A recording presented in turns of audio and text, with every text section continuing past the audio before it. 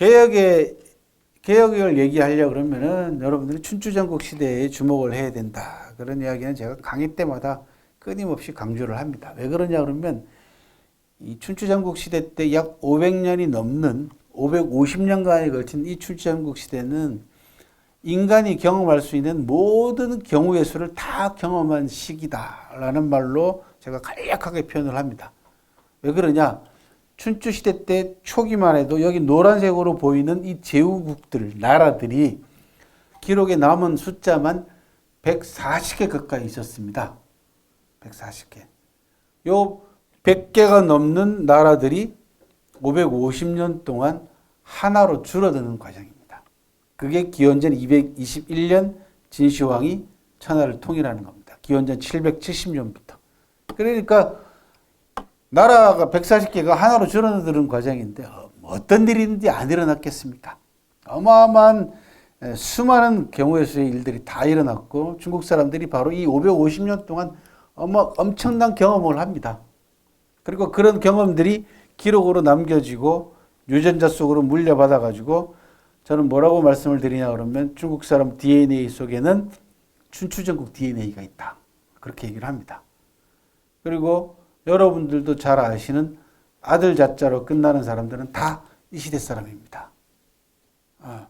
사상이나 철학의 최고 황금 시기이기도 했습니다. 공자, 맹자, 순자, 노자, 오만 사람들이 다 이 시기 자자로 끝나는 사람들이. 중국 역사상 최고로 긴 혼란기이자 가장 최고의 황금 시기이기도 했습니다. 그리고 이 시기는 오늘 제가 여러분들한테 말씀드린 개혁의 시대였다. 왜? 서로 치열한 경쟁을 통해 가지고 살아남아야 되고 생존해야 됩니다. 140개의 나라가 하나로 줄어드는 과정이니까 이건 생존하기 위해서 나라를 근본적으로 뜯어고치지 않으면 안 되는 거죠. 그래서 개혁을 철저하게 한 나라만 살아남습니다. 그 나라가 진나라입니다. 그래서 진시황이 천하를 통일하는 이유가 진나라가 그만큼 철두철미하게 개혁을 했기 때문에 살아남았고 개혁을 시원찮게 하면은 어느 정도는 생존했지만 결국은 나중에 진나라에 의해 가지고 통합이 됐고 개혁을 거부한 나라는 일찌감치 역사의 무대에서 퇴장을 당한 겁니다. 그런 냉엄한 역사의 법칙을 또 보여주는 시기가 이 시기이기도 했습니다.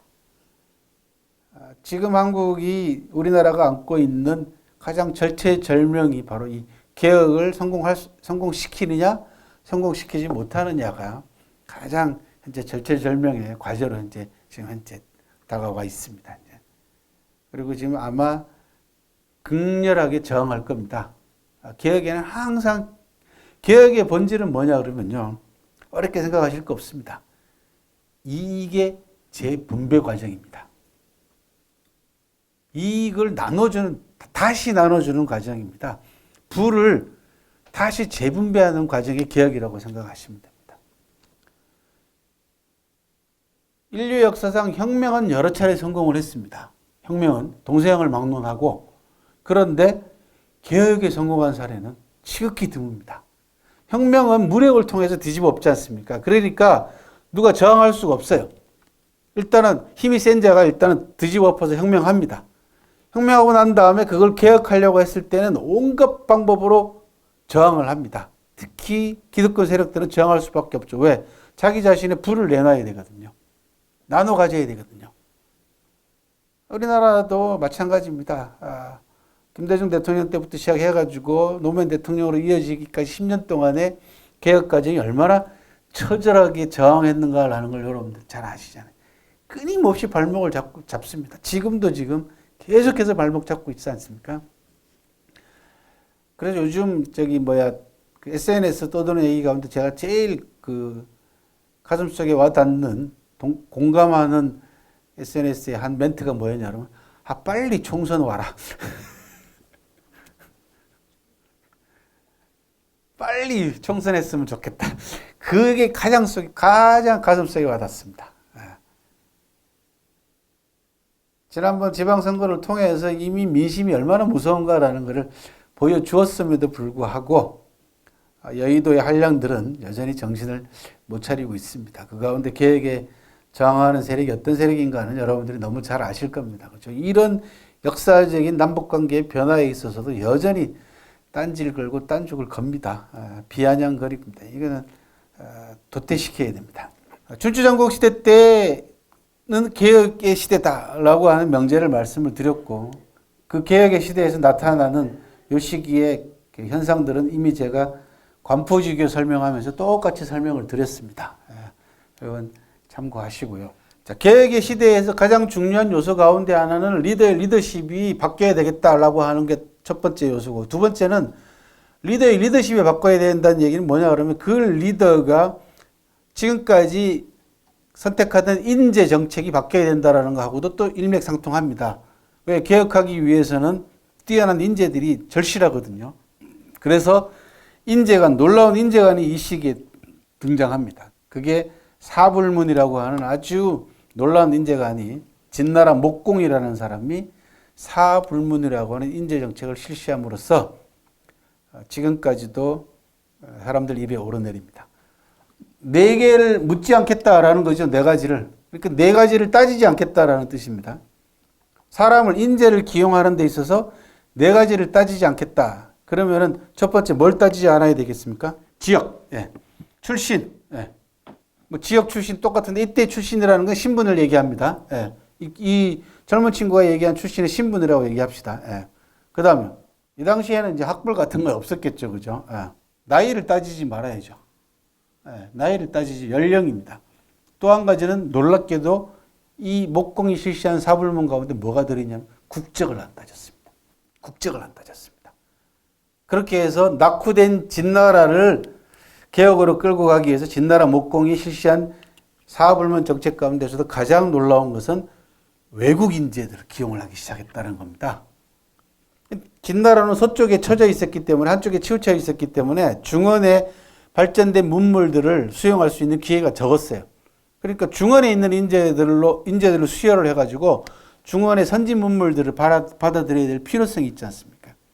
그래서 국적을 안 따지고 인재를 기용을 합니다.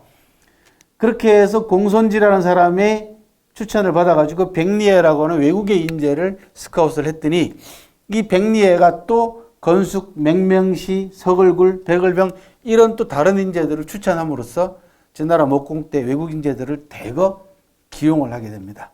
이 사불문 정책과 외국의 인재들을 받아들이는 이 정책이 진나라 목공으로 끝났으면은 진나라가 천하를 통일하기 힘들었을 겁니다. 그런데 놀랍게도 이 사불문 정책이 진나라의 통일 때까지 계속해서 이어졌기 때문에 가능했다라는 겁니다. 통일이. 그래서 여러 문헌들, 기록들을 다 종합을 해보면요. 진나라의 승상제도가 만들어진 이래로 25명의 승상들 이름이 남아 있습니다. 그보다 숫자는 더 많았겠죠. 그죠? 수백 년 동안. 25명의 승상들 이름이 남아 있는데, 또 국적들이 남아 있는데, 그 가운데 17명이 외국 사람이었습니다. 그러니까 총리를 외국 사람으로 임명했다는 얘기입니다. 오늘날로 쉽게 비유하면. 그 가운데 7명은 국적 불명이었습니다. 한 사람만 진나라 사람이었습니다.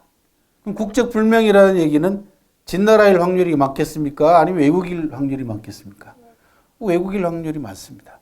그렇게 본다 그러면 진나라는 승상제도를 만들어가지고 거기에다가는 외국에 뛰어난 인재를 모셔와가지고 스카웃해서 승상에 앉힌다라고 하는 것이 불문율처럼 만들어졌다는 거 아니겠습니까? 이 진나라 목공이라는 사람이 언제적 사람이냐면 2600년 전 사람입니다. 여러분들이 잘 아시는 진시황을 도와가지고 천하를 통일하는데 큰 공을 세운 이사라고 하는 사람이 있죠. 이사는 초나라 사람입니다. 그리고 진나라가 천하를 통일하는데 군사, 즉 장수 가운데에서 몽염이라고 하는 몽씨 집안이 굉장히 유명합니다. 이 몽염이라는 집안은 제나라 출신 집안입니다. 이렇듯이 진나라가 천하를 통일하는 데 있어서 가장 중요한 작용을 하게 되는 것은 진나라에 개방된 인재정책이고 그 인재정책을 대변하는 세 글자가 사불문이다. 네 가지를 따지지 않는 인재정책입니다. 오늘날 완벽한 인재정책이 되려면 이 네 가지에다가 뭐만 하나 더 보태면 됩니까? 그렇죠. 남녀. 예, 남녀 불문하면 됩니다. 예. 그러면은 전 세계에서 가장 완벽한 인재 정책이 되겠죠. 그죠? 건숙이라는 사람을 추천해가지고 이 진나라 목공이 어드바이스를 충고를 받았습니다. 그랬더니 건숙이 군주는 위엄과 덕을 동시에 갖춰야 되는데 위덕론을 주장을 하면서 개혁의 성공 조건으로 세 가지를 하시면 안 됩니다. 라고 제안을 합니다. 리더에게. 그게 뭐냐면 물탐심, 탐욕스러운 마음을 가져서는 안 되고요. 물분노, 함부로 화를 내서는 안 되고요. 물급조, 급조는 조급하고 똑같은 뜻입니다. 서둘러서도 안 됩니다. 조급해서도 안 됩니다. 라고 하는 산물이라고 하는 아주 유명한 또 리더의 자질을 갖다가 거론을 리더십을 발휘해서 개혁에 성공하기 위해서는 민심이 뒷받침되지 않으면 안 됩니다. 그죠? 예. 몇몇 사람이 모여가지고 개혁하자라고 해서 개혁이 되는 게 아닙니다. 백성들, 국민들의 압도적인 지지가 뒷받침되지 않으면은 개혁이 결코 성공할 수가 없습니다. 지금까지 우리나라가 개혁에 성공하지 못했던 가장 큰 이유 중에 하나도 민심을 어떻게 잘 헤아려서 또 그 민심을 어떤 방식으로 끌고 갈 것인가라는 부분에 대해서 실책을 거듭했습니다. 실제로. 김대중 대통령 때는 IMF였기 때문에 넘어갔습니다. 그런데 노무현 대통령은 너무 급하게 그리고 너무 투쟁적으로 개혁을 추진하려고 하다 보니까 극렬한 저항에 부딪히고 그 다음에 언론을 비롯해서 수구 기득권 세력들이 계속해서 딴죽을 걸고 그 다음에 탄핵이니 뭐 온갖 저항을 다 했지 않습니까? 그래서 실패를 했습니다. 그리고 비극적인 또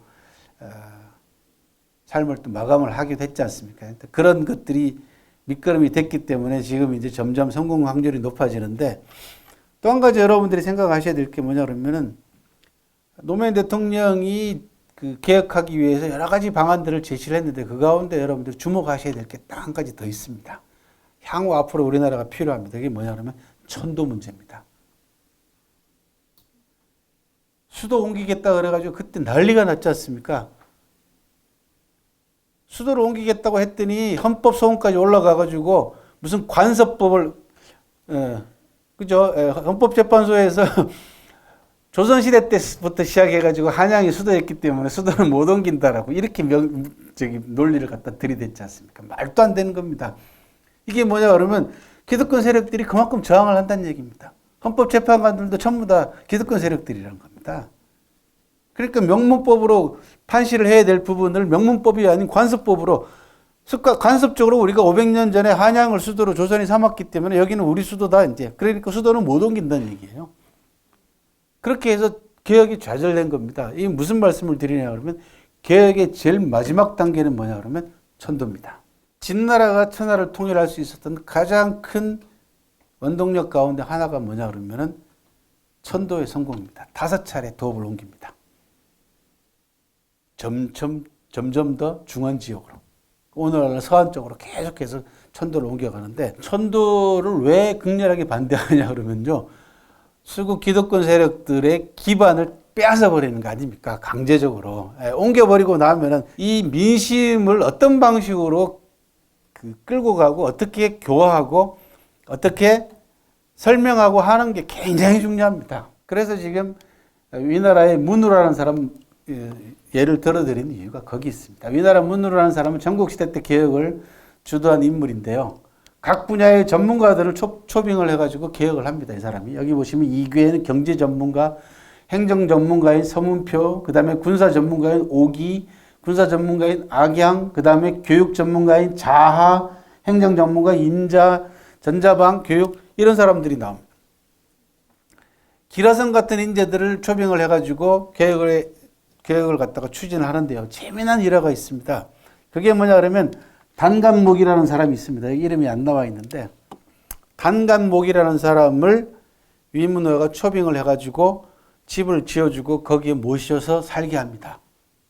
그리고는 출타할 때 되면은 단간목 집 앞을 지나갈 때마다 수레에서 내려가지고 절을 하고 지나갔다는 겁니다. 주위에 있는 사람들이 보니까 단간목은 아무것도 하는 게 없어요. 그런데도 그렇게 경의를 표하는 겁니다. 그랬더니 주위에 있는 사람들이 도대체 단감목이 어떤 사람이길래 임금께서 수레도 멈추고 내려서 절까지 하고 가십니까? 그랬더니 나는 권력을 가지고 힘을 가지고 나라를 다스리는 사람이지만 저 단감목이라고 하는 스승은 백성들의 마음을 사고 있는 정신적인 스승이다. 내 권력이라는 것은 시간이 지나고 힘이 빠지면 다 보잘것 없어지는 것이지만 단감목이 가지고 있는 저 정신적 자산이라는 것은 우리나라 사람들을 위나라 사람들을 정신적으로 풍요롭게 만들어주고 정신적으로 혜택을 누리게 만들어주는 훌륭한 스승이기 때문에 내가 어떻게 경의를 표하지 않을 수 있겠냐라고 얘기를 했더니 이 이야기를 전해 들은 이웃 나라들이 위나라를 침범할 생각을 하지 못했다라고 기록을 합니다. 왜 그러냐? 백성들의 마음이 단결이 돼 있으면 그 나라가 적어도 나라가 조금해도 함부로 넘보지 못한다는 겁니다. 그런 백성들의 마음을 단합시키는 정신적 멘토들이 나라에 여러 사람이 있어야 된다는 거죠. 우리나라가 그래도 그전까지만 해도 정신적 멘토들이 꽤 많았지 않습니까? 아시다시피 뭐 문익환 목사님부터 시작해가지고 그다음에 이영희 선생님들 이런 분들이 각 종교계나 학술계나 이런 정신적 멘토들이 스승들이 많았습니다. 실제로. 그런데 그 이후로 지금 한국 사회가 신현복 선생님 돌아가시고 난 이후로는 한국 사회의 정신적 스승이라고 내세울 만한 사람들을 찾기가 힘들어진 시대가 됐습니다. 굉장히 중요합니다. 지금이라도 그런 분들이 계시면 찾아서 국가가 그분들을 대우하고 우대해야만이 백성들의, 국민들의, 시민들의 마음이 하나로 쏠려가는 겁니다. 지금까지 그런 정신적 멘토가 될 만한 분들에게 대해서 수구 기득권 세력들이 어떻게 헐뜯었는가 여러분들 잘 보십시오. 조금만 바른 말 하면은 빨갱이 낙인 찍어가지고, 그죠? 좌익으로 낙인 찍어가지고 박해하고 살았습니다. 실제로. 이제 그런 낡아빠진 반공, 그 다음에 좌우, 뭐 이런 빨갱이 딱지를 붙이는 시대는 지나갔다라는 그런 말씀을 드립니다. 개혁을 얘기할 때 중국에서 가장 많이 쓰는 사자성어가 호복기사라는 겁니다. 호복기사. 개혁의 상징적인 표현입니다. 오랑캐 옷을 입고 말을 타고 활을 쏜다. 그런 이야기입니다. 그러니까 이제 기병입니다. 말 타고 활을 쏘면 기병이 되는 거죠. 바로 여기 있는 그림이 바로 이겁니다. 오랑캐 복장에 있는 건 뭐냐 그러면 소매하고 소매가 짧고 그 다음에 바지를 입는 겁니다. 간편하게 바지를 입는 겁니다. 중원의 복장은 소매도 헐렁헐렁하고 그 다음에 치마같이 긴 옷을 입고 다녔기 때문에 말 타는 데는 대단히 불편했죠. 그런데 전국시대 들어오니까 춘추시대 때 후기부터 무슨 일이 있었냐 그러면 남쪽이나 북쪽, 특히 북쪽에 있는 북방민족들하고 접촉할 기회가 많아지고 충돌할 기회가 많아지는데 북방민족들은 봤더니 짧은 바지에 간편한 복장을 가지고 말을 타고 활을 쏘더란 얘기입니다. 그러니까 당해낼 수가 없죠. 맨날 전차전 가지고 움직이니까 기동성이 떨어질 수밖에 없지 않습니까?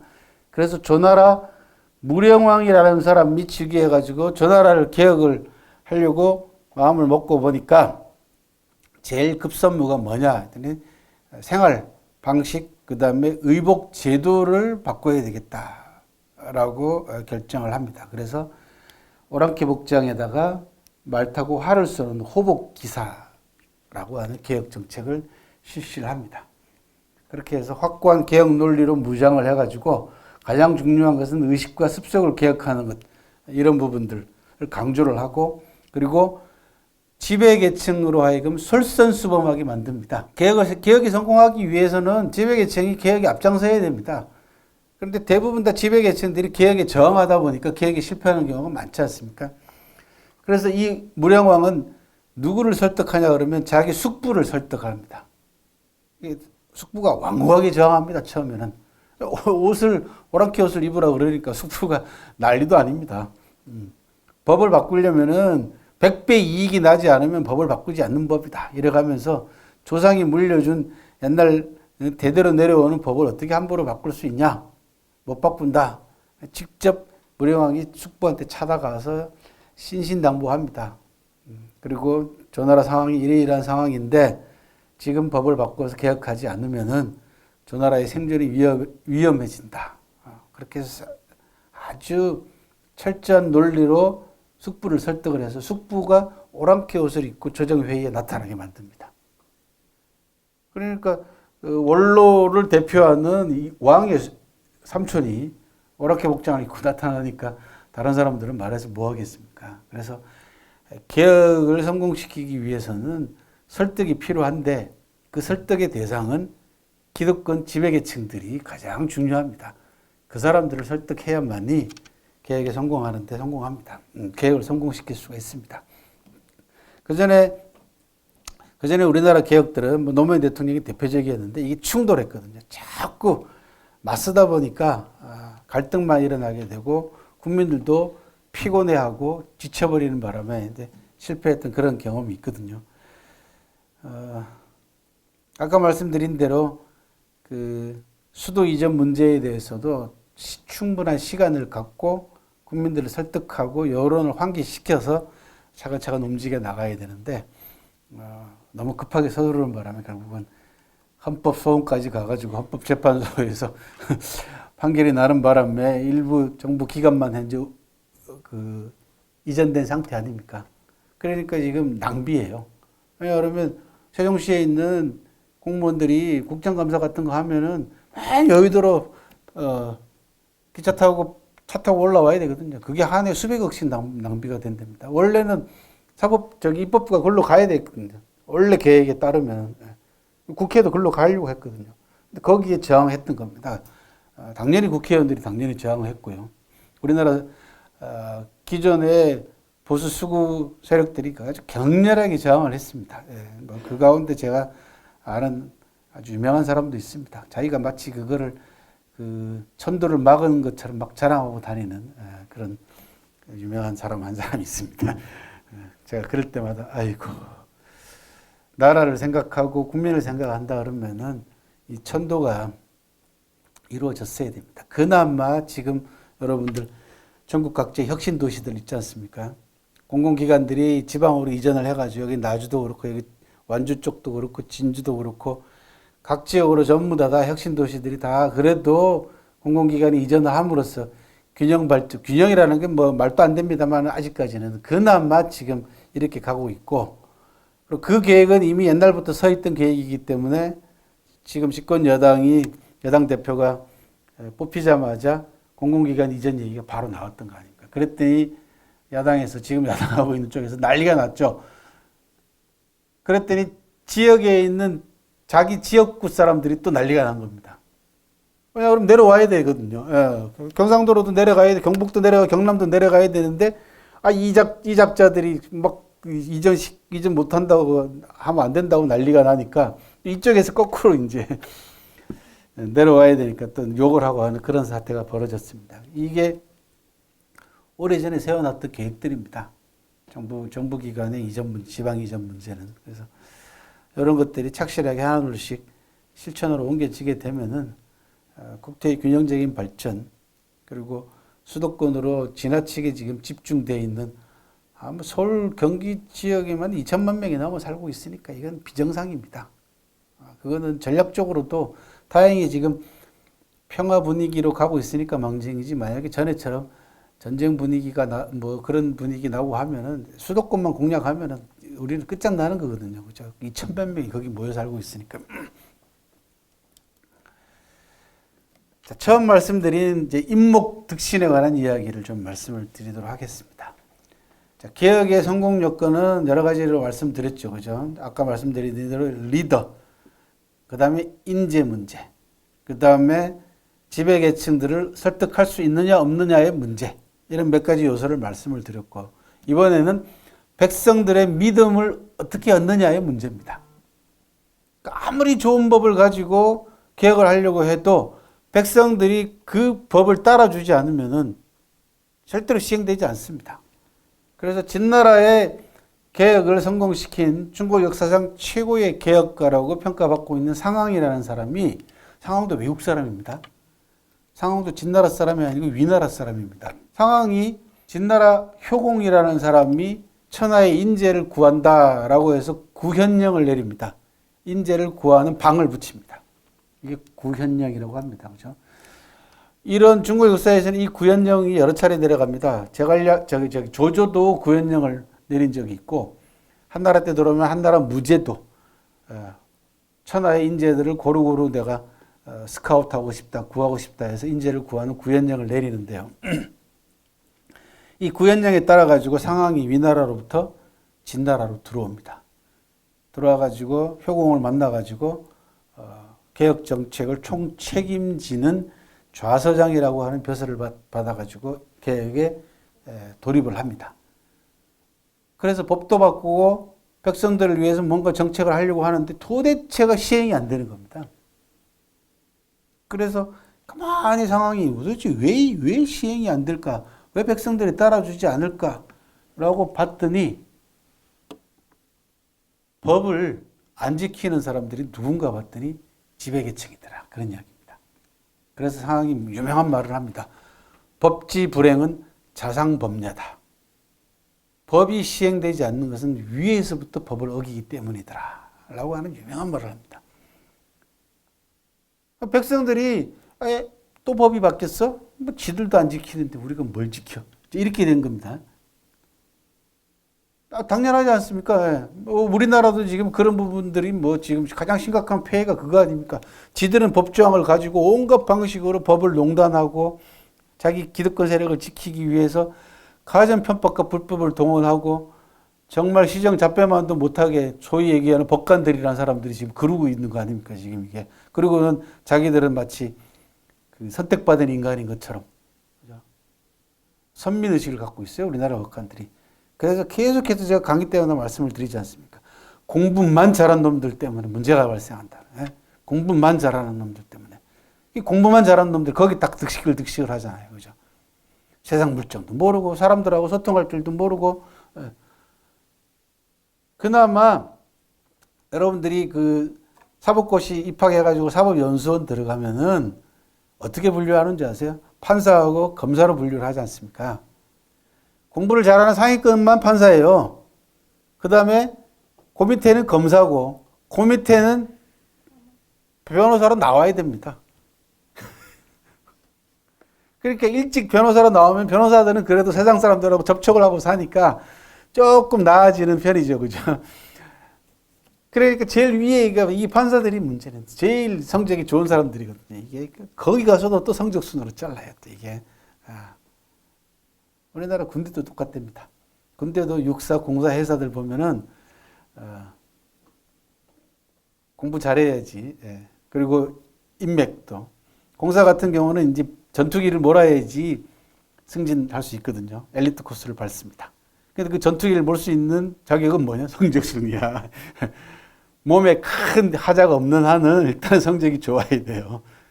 비행기를 못할 만큼 몸에 문제들이 있잖아요. 그렇죠? 그런 상처가 큰 게 있다든지 그러면 압력을 못 견디고 그런 부분들이 있으니까 눈이나 이런 부분들을 그런 게 아니라면은 성적순으로 잘라요. 그것도 또 재밌게. 그거보다 좀 못하면 이제 헬기 타야 되고. 이게 심각하죠. 그죠? 자, 상황이 분석을 해보니까 법지 불행은 자상법냐다. 법이 시행되지 않는 것은 위로부터 법을 어기기 때문이다라고 하는 게 이제 인식이 됐습니다. 자, 그러면 백성들한테 법의 신뢰성을 확보하기 위해서는 법을 공평하게 집행해야 될 거 아닙니까? 그래서 누구한테든지 법을 정말로 믿음 있게 시행을 할 것이다라고 퍼포먼스를 하나 합니다. 그게 뭐냐 그러면 아까 말씀드린 임목덕신이라는 겁니다. 그 다음에 이목여금이라는 겁니다. 나무를 옮겼더니 돈을 주더라라는 거죠. 이게 무슨 얘기냐 그러면 상황이 북문에다가 나무 기둥을 하나 세워놓고는요. 방을 붙입니다. 이 기둥을 들어서 남문으로 옮기는 사람에게는 20냥을 주겠다. 라고 방을 붙여요. 백성들이 전부 다 콧방귀도 안 낍니다. 웃기고 앉았네. 그거 한 냥치도 안 되는 건데. 힘을 써가지고. 근데 20냥을 주겠다 그러니까 이거는 또 뻥이다. 이제 이거죠. 말도 안 되는 소리 하지 마라. 아무도 거들떠 보지 않습니다. 그랬더니 상황이 50냥으로 올립니다. 상금을. 50냥을 주겠다. 이렇게 됐어요. 그랬더니 지나가는 한량 하나가 하는 일도 없고 하니까 재미삼아서 힘이 남아돌았던 모양이죠. 재미삼아가지고 그 기둥을 들고는 북문으로 갔답니다. 그랬더니 거기서 기다리고 있던 상황이 나와가지고 그 자리에서 50냥을 상금을 줬다는 거예요. 그러니까 이거는 상징적인 사건이지만은 무슨 얘기를 하고 싶으냐 그러면은, 그래서 아까 제가 신목이라고 말씀을 드렸잖아요. 이 나무 기둥이 믿음의 나무 기둥인 겁니다. 저걸로 백성들이 아, 법을 이제는 제대로 시행하는구나 라고 하는 믿음을 샀던 그런 일화입니다, 이게. 그래서 개혁이 됐든 간에 법을 바꾸든지 간에 백성들로 하여금 개혁의 의지를 확고하게 믿게 만들어주는 일이 대단히 필요하다. 그리고 어느 상황이 뭐랍니까? 위에 사람이 법을 어기면 가차없이 처벌을 합니다. 이게 중요하죠, 이제. 그래서 태자가 법을 어겼더니 태자를 처벌할 수는 없으니까 태자의 스승을 처벌을 합니다. 그래서 나중에 이제 상황이 그 태자가 임금이 되고 난 다음에 태자한테 왕이 되고 난 다음에 태자한테 보복을 당하긴 합니다만은 어쨌든 간에 진나라를 개혁시키는 데 있어서 가장 필요한 백성들의 신뢰를 얻는 데는 성공했다는 거죠. 그렇게 해서 전면 개혁으로 들어갑니다. 상황의 개혁이라는 것은 뭐 머리끝부터 발끝까지 개혁을 합니다. 백성들의 생활 하나하나까지. 그리고 나라에 공이 없는 사람은 절대로 상이나 땅이나 벼슬을 주지 않는다. 그 공이라는 게 뭐냐? 전쟁터에 나가가지고 적의 목을 많이 베는 사람들, 용감하게 싸우다 전사한 사람들, 이런 사람들에게 상을 주고 벼슬을 줍니다. 놀고 먹는 귀족들은 일체 벼슬도 깎아버리고 그 다음에 상도 주지 않습니다. 그렇게 해서 재산도 박탈하고, 그리고 일부 백성들의 토지 사유제를 인정을 합니다. 그러니까 백성들이 자기 땅에, 그러니까 적극적으로 생산할 거 아닙니까? 내 땅이니까. 그렇게 해서 생산량도 늘리고, 그 다음에 인구를 늘리기 위해서는 식구들이 같이 못 살게 합니다. 대식구들이 모여가지고 못 살게 해요. 식구들을 반드시 성인 남자들은 분가를 시켜요. 그렇게 해서 뭐 몇 살 때까지, 몇 살부터 몇 살 때까지 결혼하지 않으면 벌금을 물려. 여자는 몇 살 때부터 몇 살 때까지 시집 안 가면 또 벌금을 물려. 집안에다가 벌금을 공동 책임지우는 겁니다. 그렇게 해서 짝을 빨리빨리 짓게 해서 인구도 늘리고 생산도 장려하고, 심지어 어떻게까지 법을 정하냐 그러면 길거리에다가 재를 갖다 버려도 처벌을 했어요. 길거리에다 재를 버려도. 쉽게 얘기하면 오늘날로 얘기하면 뭐 침 뱉고 껌 버리고 뭐 이러면 이제 처벌했다, 그런 이야기입니다. 진나라 법이 아주 치밀하게 백성들 생활 곳곳에까지 영향을 미쳐가지고 진나라가 변법, 이건 그걸 변법이라고 합니다. 중국 사람들은 개혁을 대변하는 대표적인 단어가 변법입니다. 바꿀 변자에다가 법법자입니다. 법을 바꾼다라는 겁니다. 그렇게 해서 철두철미하게 진나라를 개혁을 합니다. 이 상황의 개혁 가운데에서 가장 중요한 개혁이 뭐냐 그러면 도량형의 통일입니다. 도량형, 그 대박, 그 다음에 자, 그 다음에 저울, 요거를 통일합니다. 요 통일이 나중에 진시황이 천하를 통일하고 난 다음에 화폐 통일이라든지 도량형 통일이라든지 문자 통일로 이어지는 겁니다. 그래서 상황의 개혁 정책이 나중에 진나라의 통일과 통일 정책, 통일 이후의 정책에까지도 영향을 줄 만큼 지대한 대단한 철저한 개혁이었다, 그런 말씀입니다.